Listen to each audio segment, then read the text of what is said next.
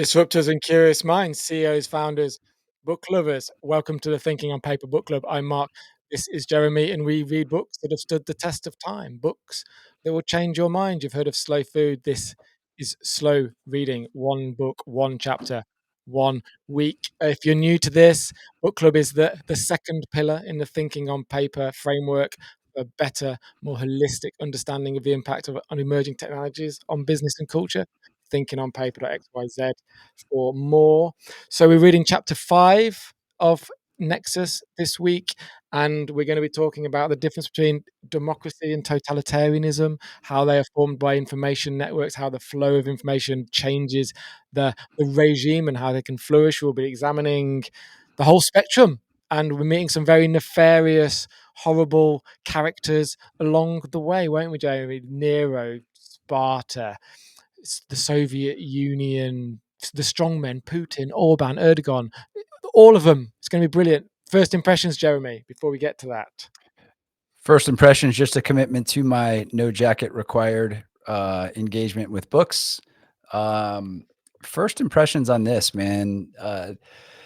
Yeah, it starts out we're basically bouncing between democracy and totalitarianism, right? And so Yep. you have these two. If we break it down to how information is sent, right? You could send information in multiple ways, just like we're doing right now. This is a broadcast, right? This is a broadcast. It's going from us to one person. It's not a bi-directional yet, but if you guys send us a link and you're listening and you want to participate, we can turn this this broadcast into a bi-directional thing. So a democracy is a conversation, right?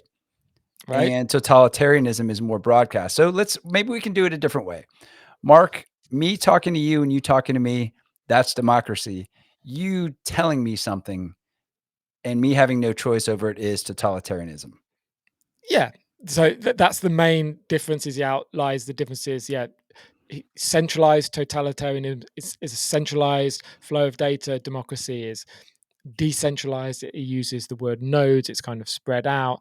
I think the big key is that totalitarianism has no self-correcting mechanisms, whereas democracy is based heavily on self-correcting mechanisms, which we've spoken about self-correcting mechanisms in the past, haven't we?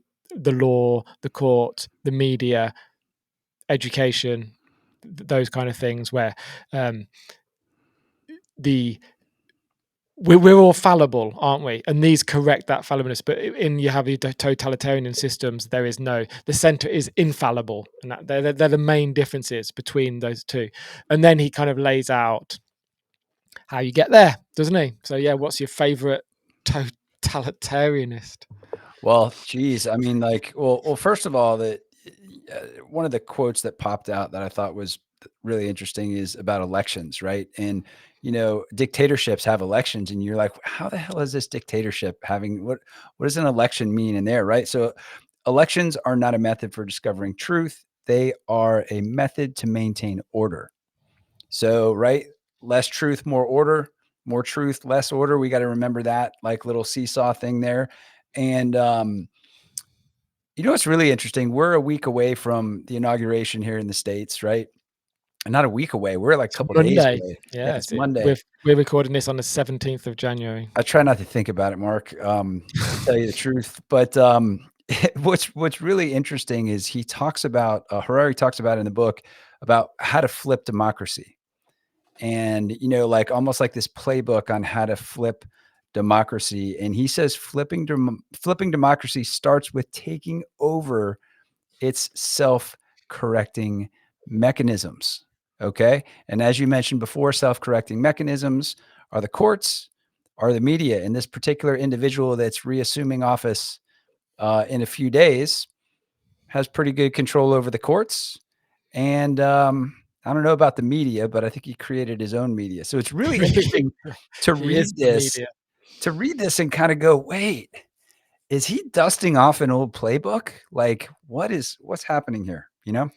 Well, so in the book, in chapter 5, he speaks about populism, doesn't he? And I think that's the kind of the middle ground between democracy and dictatorship. And once, in a well-functioning democracy, citizens trust the results of elections, the decisions of courts, the reports of media outlets, and the findings of scientific disciplines, because citizens believe these institutions are committed to the truth. Once people think that power is the only reality, they lose trust in all these institutions, democracy collapses, and the strong man can seize total power. Exactly, and here's the irony of all of this, Mark.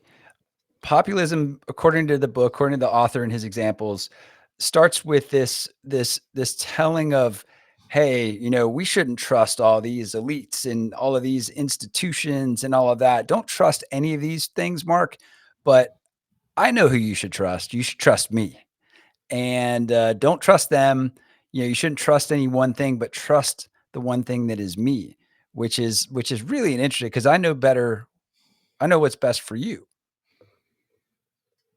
Yeah, the above the power structure lies with the will of the people, isn't it? And it doesn't matter how many people take up arms and try and defend that, it always comes out as the will of the people. I think it's very important to mention the spectrum. So it's not a binary sum game, is it? Democracy and dictatorship aren't binary opposites, but rather are on a continuum.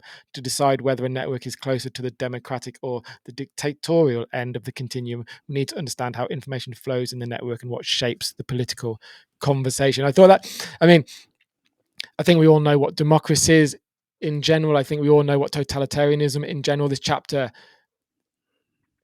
it's playing a difficult balancing game, isn't it? Because on the one hand, he's trying to explain the very basics of democracy, but on the other hand, he's trying to expand on how it comes about. And I think that as a writer, that's a fine, like, you got to know your audience, because you got to know your readership, don't you? Because sometimes I felt like he was saying very obvious things, and then other times when he goes into the historical details, it was a bit more eye-opening, and I quite enjoyed that aspect of the chapter. That's the tricky part. It's like, coaching a group of players. Some players are highly skilled, some players are new, some players are in the middle. As a writer, you got to kind of, give something to pull all of those different skill sets along the journey. So you talked about this continuum, this spectrum, and it's all based on how information flows within these systems, which is really interesting, right? Yeah, So the dictatorship is kind of flows from this central point and out as a broadcast, and it's all processed centrally, right? But here's an interesting piece about democracy. They talk about democracy as a conversation, right, yeah. between two nodes in the network. Let's talk about, these are information networks, right? These are two nodes in a network talking. But even when you have the ability to talk in a democracy, what happens when you don't have the will to listen? Well, democracy fails. That was the other point of it. That's the other way that democracy can fail. It's when the conversation becomes one way. Um, Nobody's listening. Not because of the inability of the network and the system to function as like an infrastructure, but the ability for the human side to use the infrastructure as designed. It's an important thing to think about, I think. It is, and a lot of this is important to think about. Like you say, 3 days away from inauguration day, and I forgot to mention at the beginning what me and Jeremy are going to try to do at the end of this is assimilate chapter 5 into what it means in the age of artificial intelligence, because Whew. the whole book Yeah. is about that. And it's artificial intelligence is about the flow of information. So in some way, we're going to try and connect democracy and totalitarianism to what happens next with artificial intelligence. So stay tuned for that. Let's So just Oh, I was there just you gonna say, go. let's jump in a time machine. Let's Let's get jump in in a like time the machine. let's Okay. jump in the time machine, and let's go back and look at Athens and Rome. Let's go look at how those organizations dealt with scale, because I think infrastructure is designed based on how things scale, and things like Okay, then. So get back in your time machine and go a little bit further, and we'll go to okay, the hunter gatherers first, and okay, just let's start there. let's start at the beginning, where democracy in the very early hunter gatherer period of humanity, that democracy flourished, kind of. And why did it flourish? Because small, manageable groups of people, where any kind of dictatorial delusions of grandeur would be quickly put out, wouldn't they? There's a communication amongst the small group. The group would decide what to eat, who to hunt, whether to go rampaging around and kill everybody in the next community. Like it was all a group decision, wasn't it? Maybe, or it's one person holding this group hostage per se by manipulating their desire for security and their fear of not having it.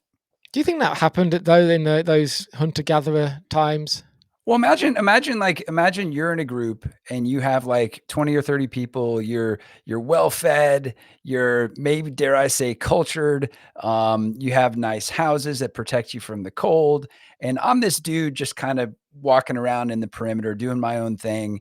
I'm fending off like threats. I'm like maybe eating once or twice a week, and from my perch high on the mountain, I'm looking down at your little organization, you have fires and you're dancing. And I'm like, man, that would be kind of awesome. Like it kind of sucks out here by myself.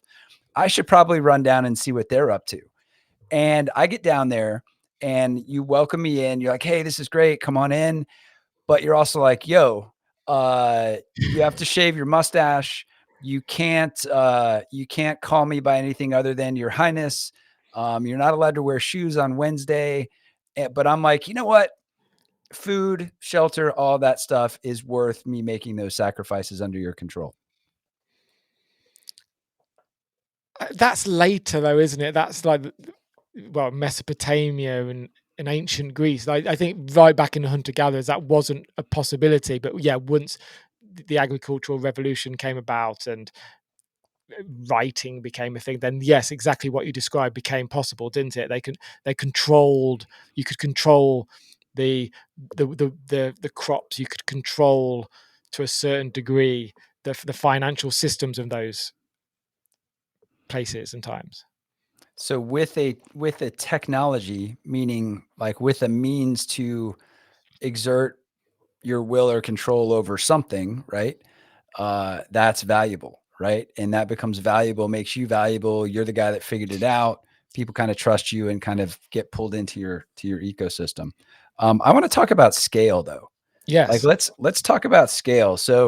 Um, so Rome Rome had two elected consuls checked by the Senate, checked by something else called tribunes. So how the heck did they end up with an unelected emperor? It's really interesting, but he argues or he presents the point that they had 75 million people distributed over 5 million kilometers squared, and only 10 to 20% of them could read. So it's hard to have a conversation when you're that far apart, right? And when people aren't even able to converse necessarily. So it had to become something different, didn't it? Like the democracy in that case couldn't officially scale, right? Yeah, it's like an autocratic center. What did he say? As the size of polities continued to increase and city states were superseded by large kingdoms, even partial democracy disappeared. All the examples of ancient democracies are city state. We don't know of any large scale kingdom or empire that operated along democratic lines for the reasons that you say. Yeah.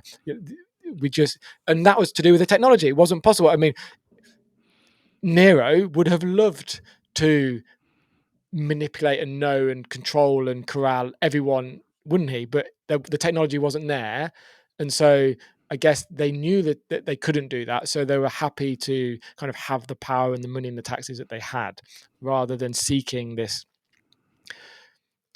totalitarianism which came later. The E word came up again. I'm not talking about the one that melted our faces during Carlo Rovelli's book about entropy. I'm talking about empathy, which ironically we talked about a lot in the debrief of our last show with the technical prize director for quantum computing for X Prize. Awesome show. Awesome show. Like that was so much fun. But you know, the idea of empathy being a required ingredient for large scale political conversations is really interesting because right now there's a lack of empathy in large scale political conversations, but he defines meaningful discourse in here, which is something I've always wanted to like think about Like, how do you define meaningful interaction? How do you define meaningful discourse between two people, right? And he says you have to have proximity. So right now we have proximity, Mark. You and I we're connected on a largely unlaggy uh, uh, stream here, What are you but trying to say? yeah, it's a little jabbery. Um, and intimate knowledge, right? So intimate knowledge of like, I know you, you know me, don't sing the Barney song. Um, but we also have intimate knowledge of the topics, right? Of the topics of discussion, right? So we can have meaningful discourse. Let's not have meaningful intercourse. Let's have Careful, meaningful Jeremy. discourse. Um, I know it's Friday, but come on. because we have proximity and intimate knowledge. I think that was an equation for something undefinable. That's really interesting to me.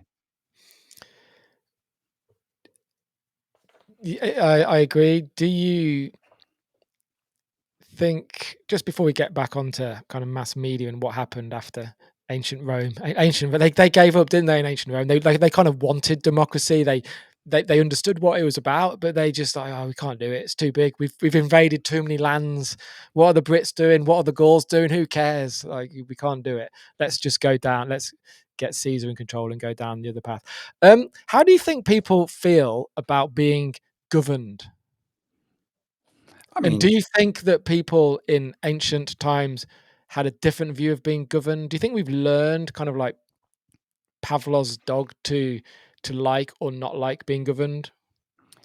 man, I whenever I'm asked a question like this, and I don't know if you do this as well, because we've talked about our Thrasher magazine and skate culture and punk rock music and just the idea of like someone telling you you have to do something, right? And immediately, there's a resistance to be like, hey, I want to do this thing myself. But like he references in previous chapters, there's a place for this bureaucracy. There's a place for these rules and this organization and this standard to kind of live and work by. So it's a balance, right? Like, where is the balance of giving people, like, it's almost like we're sitting in a jazz jam, right? And if we're getting ready to play together, we've never played together. I'm going to say, hey, we're going to play in C, Mark, and you're going to be like, okay, well, I know that there's a rule that helps us instead of just like clamoring around. We got to have a little bit of organization, don't you think? Like, do you struggle with that too? How do you think about that? In a very similar way, yeah. And on a personal level, yeah. Yeah, but we're all different, aren't we? So the people, some people like to be told what to do. Some people like to have other people putting all the structure in it. Some people like a much more hands-off approach. I guess it depends. And I was just kind of thinking aloud about how that's changed over the thousands of years. Um, Pompeii. I've got Pompeii written down here. I was just thinking about the Pompeii bit. So you talk about scale. You talk about the Romans, ancient Rome, Greece, and then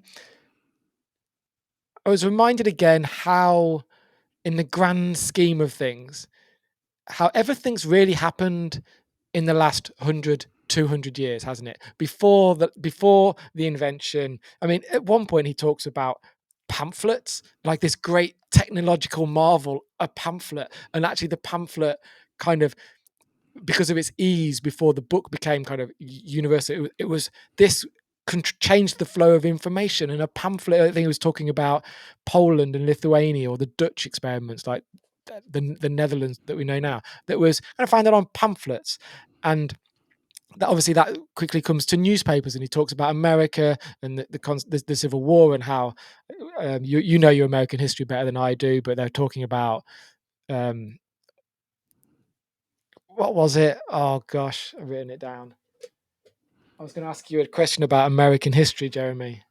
Well, while you're looking for that, yeah, let's move to the US, right? So he talked about the two first experiments in democracy, this Polish Lithuanian Commonwealth that, to some extent worked, but was missing that vehicle to communicate over long distance. Then you talked about the pamphlet newspaper. The Dutch Republic was really the one experiment Yeah, that kind of said, hey, here's a newspaper. Here's we're gonna distribute the news. It's the WhatsApp of like the early days, right? yeah. And then the US is kind of peeking around like, what do we do what kind of system do we put in place? Hey, these Dutch guys have something going on. Like, let's talk about that and how we can base our systems around that. But here's something I thought was really interesting. Just like any technology when it first comes out, like the Apple Vision Pro when it first came out was like $3,500 or $4,000. Like, who the hell is gonna, you know, just rip off 4 grand and, go do that, right? But newspapers back in the day, subscriptions were actually pretty expensive. It was like more than 1 week's wages for most skilled workers, according to what Harari says in here. Well, yeah, that's the spectrum of democracy again, isn't it? So America, back in the time of the Gettysburg Address, I mean, it was only rich white men who were allowed to vote.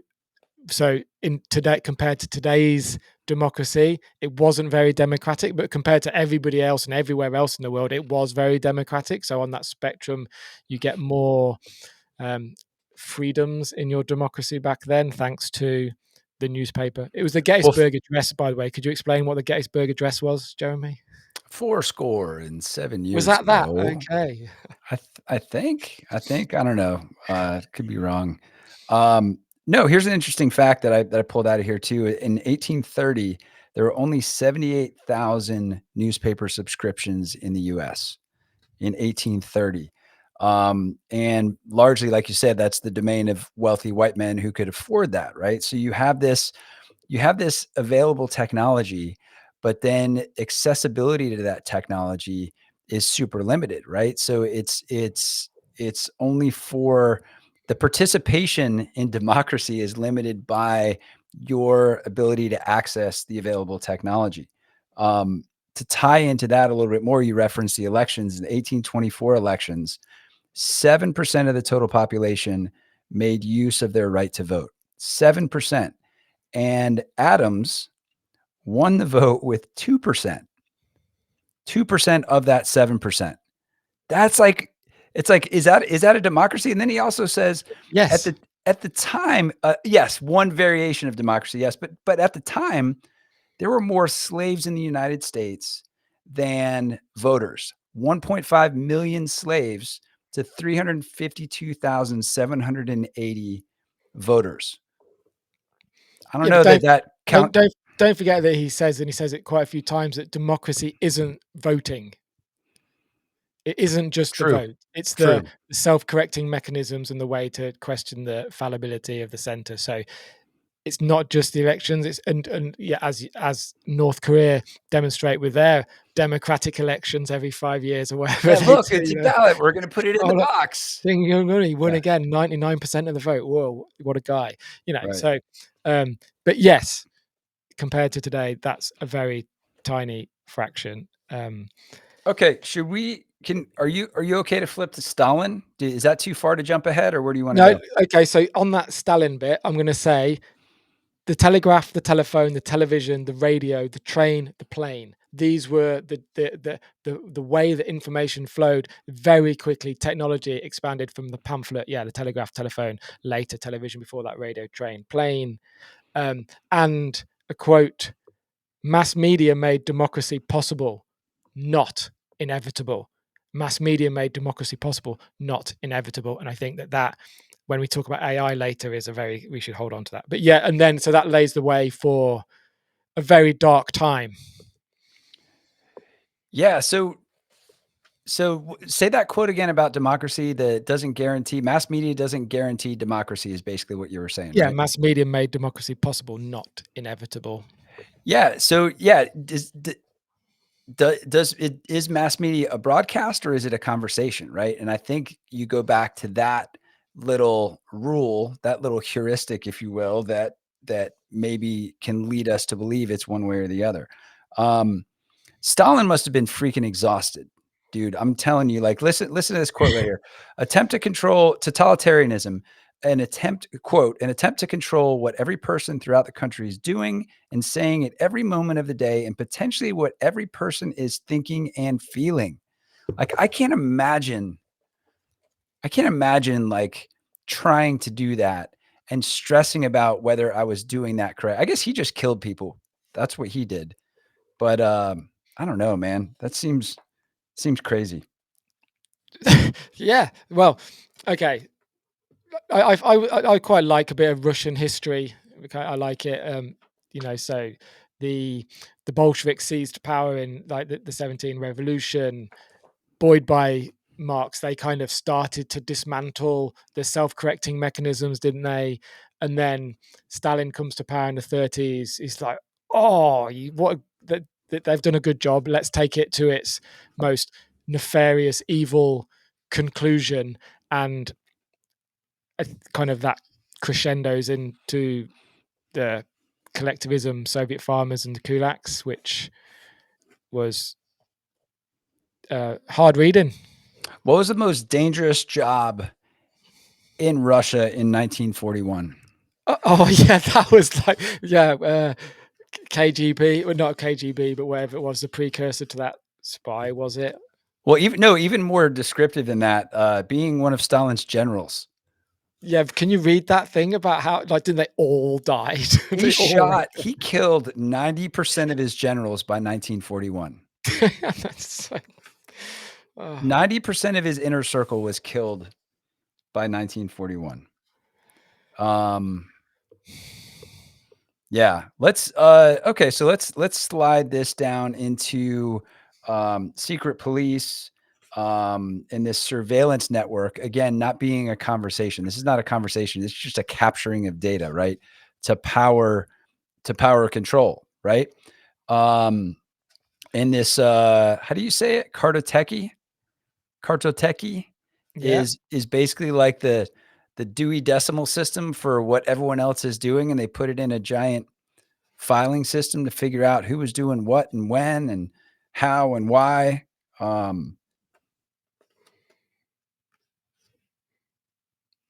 Yeah, it had and then that eventually leads to a dip back into intersubjective realities created to control populations, right? To control large groups of people. And the super unfortunate story of the kulaks, right? These entrepreneurial, they called them capitalist farmers, but like they kind of had their own farm, they had their own, animals and that sort of thing. And what this surveillance and what this intersubjective reality created by Stalin as this information network, the largest and fastest enslavement campaign in history. This is like the darkest of the dark, dude. and wasn't that built on the collectionist where they put the farms together and then oh big surprise people don't actually work as hard when it's not for them and their family and their closest, and so the crops didn't give the bounty that they expected, did they? And so that led on to this, okay, we're going to have to do something about this. On December 27th 1929, Stalin declared that the Soviet state should seek the liquidation of the kulaks as a class and immediately galvanized the party and secret police to realize that ambitious and murderous aim. And what follows is a very, very short period of genocide. And in certain areas, certain villages where actually there was a directive sent down that you had to identify people as kulaks. You had to identify them, even if you didn't have people that fit the definition. So what happened, like, would be a situation where, like, oh, we don't have any in our village, but we got to pick someone or else something's going to happen. So they just picked old people, or just like, hey, sorry, Mark, there's no one that fits that definition in the village. Sorry, dude, I got to put you up. Good luck good luck either not being alive anymore or being in some kind of encampment. Like, wow. Yeah. I mean, learning about this in history, the thing that gets my wheels spinning is that it's not just history and dates and, this happened and that happened, but it's the how these information networks spin up and affect large groups of people, and what type of information network it is. If you look at it as a network, if you look at it as an information network, it's really applicable. And this is what you said earlier. It's really applicable to like where technology is going right now.